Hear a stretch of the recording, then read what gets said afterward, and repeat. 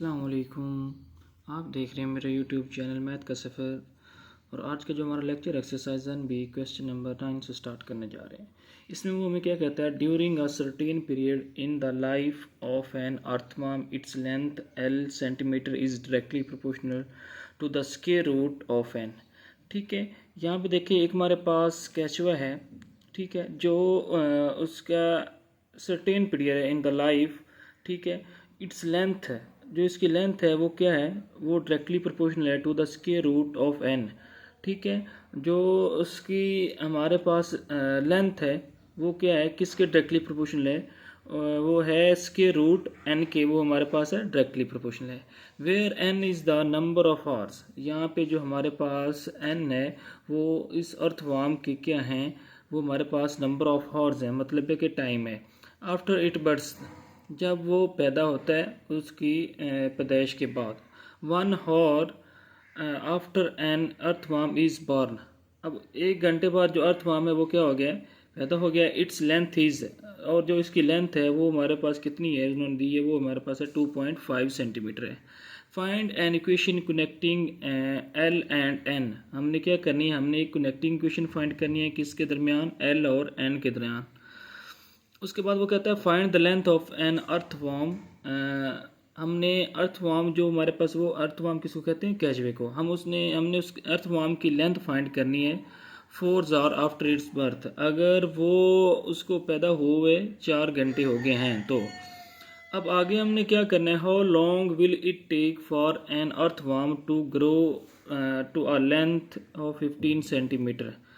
How long will it take, अब इसको कितना टाइम लगेगा, ठीक है, उस केचवे को to grow a length of 15 centimetre. अब अगर उसकी लेंथ 15 सेंटीमीटर हो गई है तो बताएं उसको कितना टाइम लगेगा।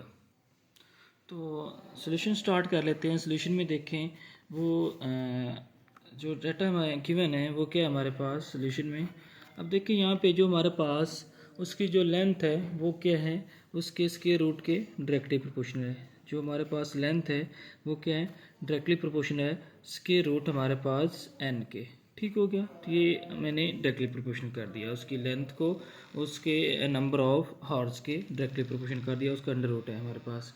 अब यहाँ पे वो कहता है कि 1 hours, यहाँ पे जो हमारे पास टाइम है उसको किससे डिनोट किया गया है, उसको एन से डिनोट किया गया है, ठीक है, और विच इज़ इक्वल टू हमारे पास क्या है, वो हमारे पास 1 है, ठीक है।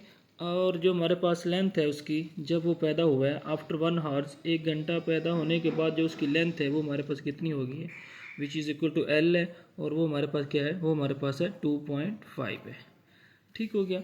अब सबसे पहले तो आपने क्या करना है, इसका जो ये प्रोपोर्शनल का साइन है इसको आपने ख़त्म करना है, ठीक है। तो जब प्रोपोर्शनल के साइन को आप ख़त्म करेंगे तो आपने इक्वल का साइन लगा के आपने क्या कर देना है, आपने इक्वल का साइन लगा के प्रोपोर्शनल की जगह पे के लगा देना है, और हमारे पास अंडर रूट जो एन है उसको आपने एज इट इज़ लिख लेना है, ठीक है। अब यहाँ पे हमने जो वैल्यू हमें गिवन है n इज इक्वल टू 1 है और l इज इक्वल टू हमारे पास क्या है 2.5 है, ये हमें क्वेश्चन में गिवन है। यहाँ पे देखें 1 hours, 1 घंटा, 1 hours आफ्टर, 1 घंटा गुजरने के बाद एन अर्थवर्म, एक कछुआ इज़ बॉर्न, एक कछुआ पैदा हुआ था, इट्स लेंथ इज़ 2.5, ठीक है। मतलब है कि जो नंबर ऑफ हॉर्स हैं, जो हमारे पास टाइम है, उन्होंने उसको एन से डिनोट किया है, ठीक है। और जब उस कैचवे को पैदा हुए 1 घंटा हो गया था तो जो उसकी लेंथ है वो हमारे पास कितनी आ रही थी, वो हमारे पास 2.5 आ रही है, ठीक है।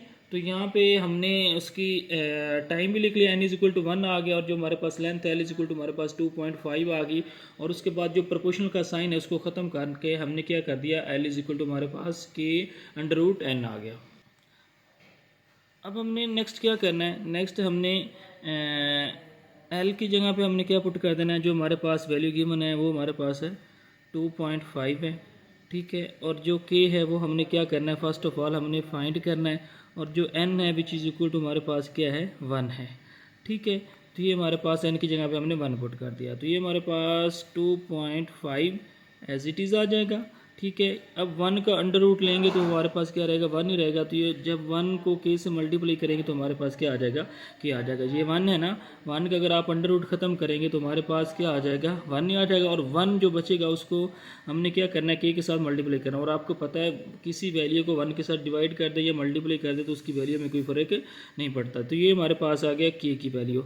अब इसमें फर्स्ट में वो कहता है find an equation connecting l and n। ठीक है, हमने क्या करना है, L और N के दरमियान हमने कनेक्टिंग इक्वेशन फाइंड करनी है। तो क्या करेंगे, जो हमारे पास यहाँ पे पार्ट फर्स्ट है, ठीक है, वो लिख लेंगे।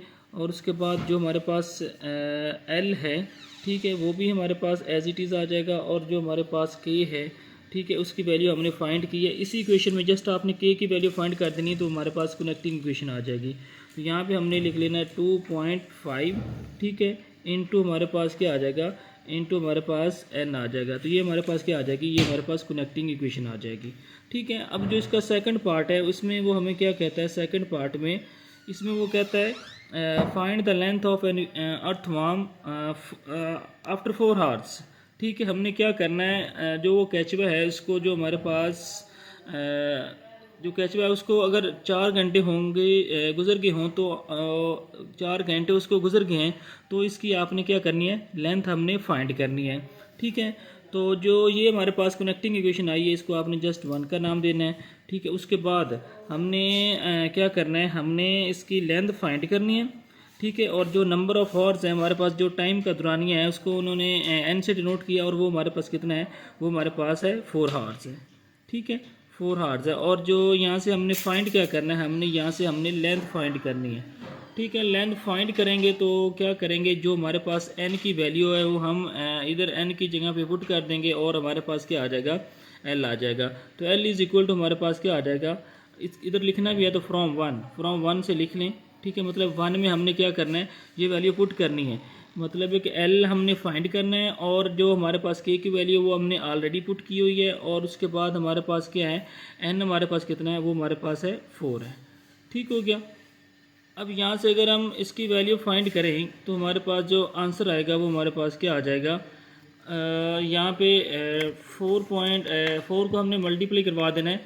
4 को हमने मल्टीप्लाई करवाना है 2.5 के साथ। ठीक है, तो आंसर हमारे पास क्या आ जाएगा, 10 आ जाएगा।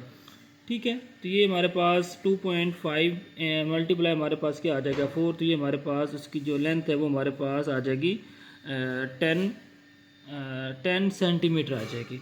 ठीक है, अब हमने आगे क्या करना है, जो इसका थर्ड पार्ट है, थर्ड पार्ट में वो में कहता है कि आपने how long will it take, अब इसको कितना टाइम लगेगा for an earthworm to grow at a length of 15 centimetre. ठीक है, जो इसका थर्ड पार्ट है उसमें जो उसने हमें लेंथ दी है वो कितनी दे दी है। ठीक है, वो हमारे पास कितनी है, वो हमारे पास है 15 सेंटीमीटर है। ठीक है, और उसके बाद वो कहता है कि इसका टाइम आपने क्या करना है, फाइंड करना है। इसको कितना टाइम लगेगा कि अगर वो उसकी जो लेंथ है वो हमारे पास कितनी हो जाए, 15 सेंटीमीटर हो जाए। अगेन क्वेश्चन नंबर आपने क्या करना है, क्वेश्चन नंबर 1 को ही आपने इस्तेमाल करना है। तो यहाँ पे लिख लेना है फ्रॉम इक्वेशन 1। ठीक है, जो n है वो अब हमने क्या करना है, फाइंड करना है। इसी इक्वेशन में आपने क्या करनी है, वैल्यू पुट कर देनी है। ठीक है, तो ये हमारे पास n हमने क्या करनी, फाइंड करनी है। तो यहाँ पे हमारे पास जो l है वो हमारे पास कितना है, 15 है, विच इज़ इक्वल टू हमारे पास क्या है 2.5 है इंटू हमारे पास n है। ठीक है, 15 को आपने यहाँ भी लिखे रहना चाहिए और जो हमारे पास 2.5 है वो इधर क्या हो रहा है, मल्टीप्लाई हो रहा है, तो इधर जाके हमारे पास क्या हो जाएगा, डिवाइड हो जाएगा। तो ये हमारे पास 2.5 आ जाएगा विच इज़ इक्वल टू हमारे पास n हो जाएगा। क्या किया, यहाँ पे उसने हमें लेंथ दे दी थी, लेंथ हमारे पास कितनी है, 15 सेंटीमीटर है। और जो नंबर ऑफ हॉर्स है वो हमने क्या करना है, फाइंड करना है। ठीक है, अब क्वेश्चन नंबर 1 को ही हमने इस्तेमाल किया, इसमें जस्ट l की जगह पे हमने 15 पुट कर दी, उसकी वैल्यू पुट कर दी which is equal to 2.5 into n। अब n हमने फाइंड करना है, 2.5 इधर मल्टीप्लाई हो रहा है और दूसरी साइड पर जाके क्या हो जाएगा, डिवाइड हो जाएगा। तो यहाँ पे हमारे पास जो n की वैल्यू आ जाएगी वो हमारे पास क्या आ जाएगी। अब हमने क्या करना है, 15 को आपने डिवाइड करना है 2.5 पे, तो हमारे पास आंसर क्या आ जाएगा, हमारे पास आंसर आ जाएगा वो हमारे पास 6 आ जाएगा।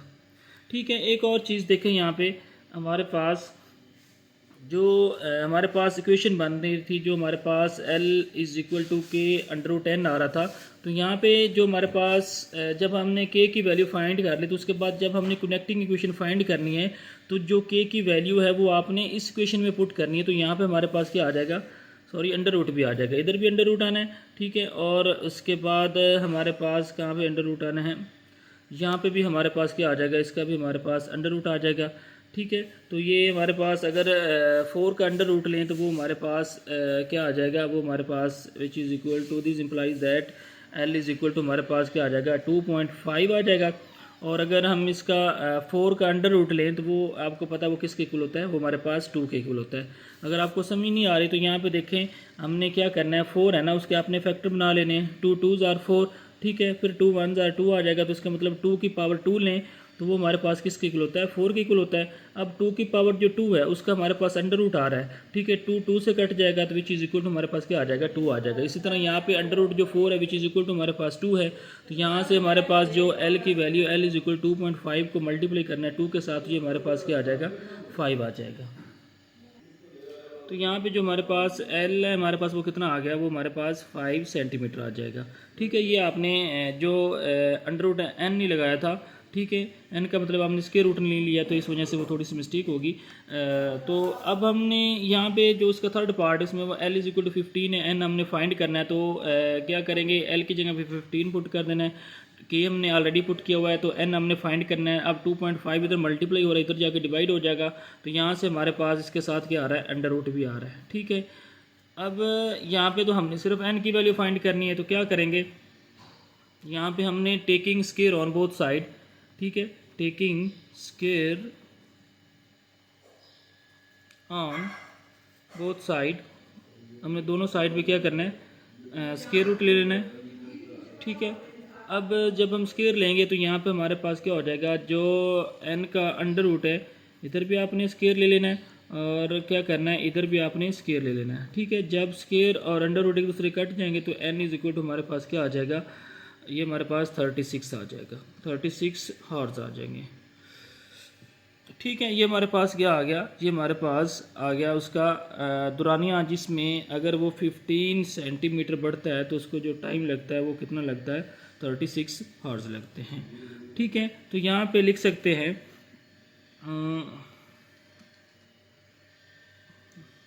यहाँ पे आप लिख सकते हैं how long will it take, यहाँ पे लिखेंगे it take for a length, for a length of 15 centimeter, time is taken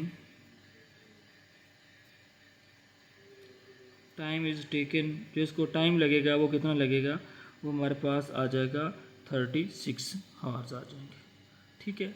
ये हमारे पास जो क्वेश्चन नंबर 9 था वो भी कंप्लीट हो गया। अगर इसमें आपको कोई मसला हो तो कमेंट सेक्शन में आप जाके कमेंट करके ज़रूर पूछिएगा, और इसके साथ साथ आप मेरे चैनल को लाइक कीजिए, सब्सक्राइब कीजिए और घंटी का आइकॉन को ज़रूर प्रेस कीजिए ताकि हर नई आने वाली वीडियो आप तक पहुंचती रहे।